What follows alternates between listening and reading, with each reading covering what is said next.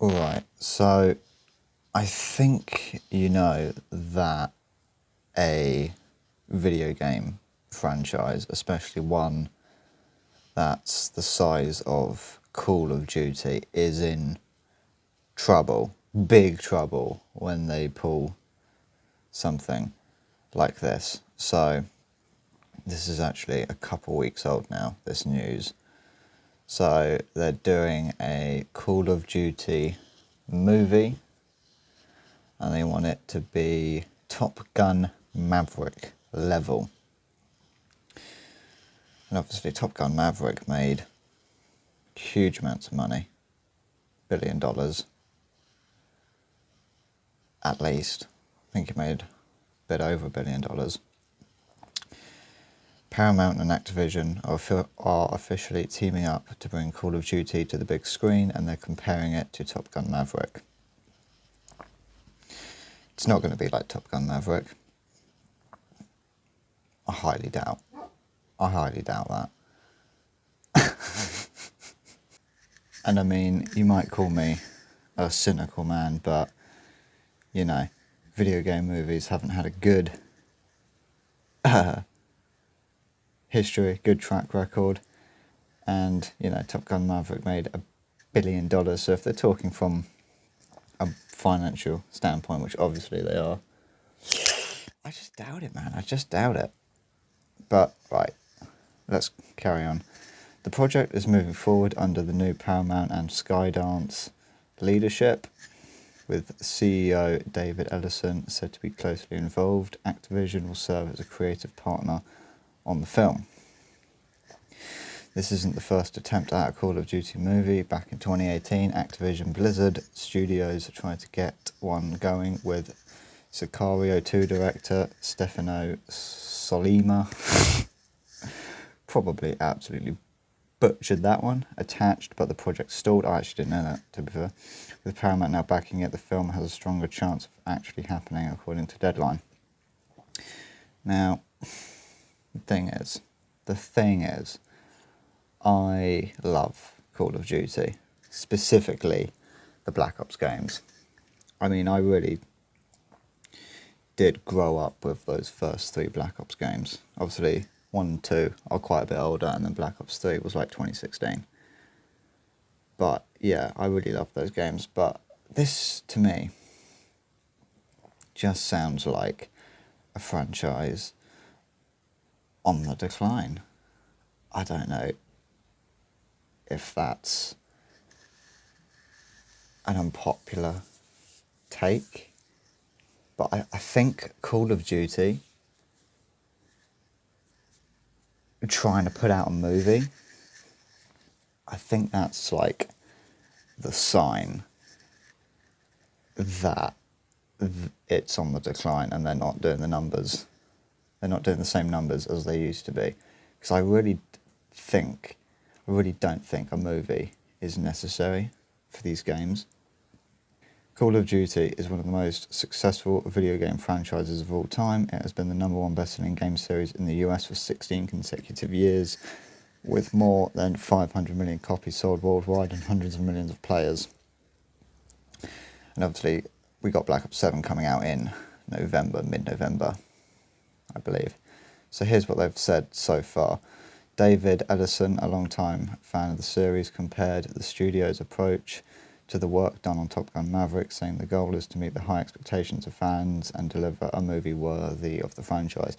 And that's the thing. Expectations are going to be high.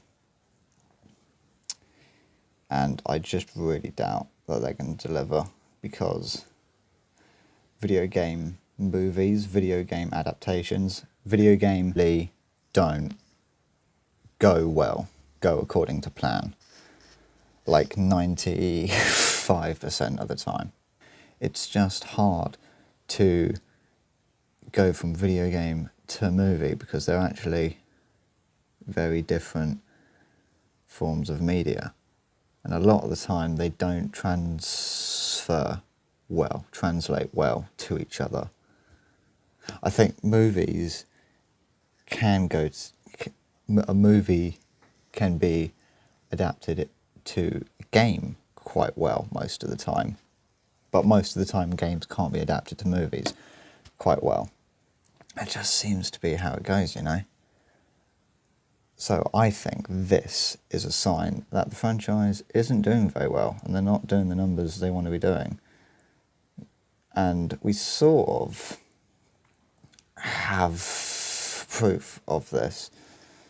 So Black Ops 7 is scheduled for a November release, mid-November release. So we're 14th of November, it says down there. So we're sort of a month, just over a month from that.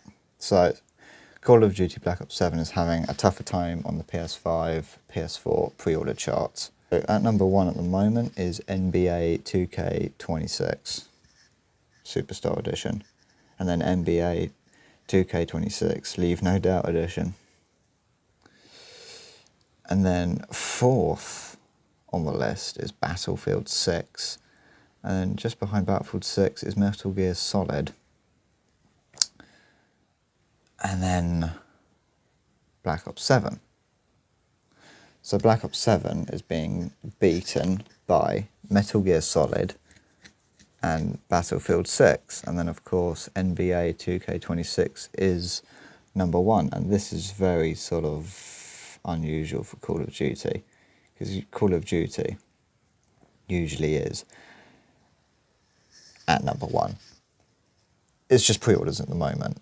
But even so, even when it's still just pre-orders, Call of Duty usually number 1. But not this time round, not this time. And they've fallen to 6th place on the pre-order charts. So I think that's proof that the franchise is struggling, is declining. And I think, to be honest, I think it's because the franchise is becoming extremely repetitive and kind of boring. I mean, it's almost like it's just the same game over and over, with slightly better graphics and new guns and new skins. I mean, I would argue that the last 8 Call of Duty games have been the same game over and over again.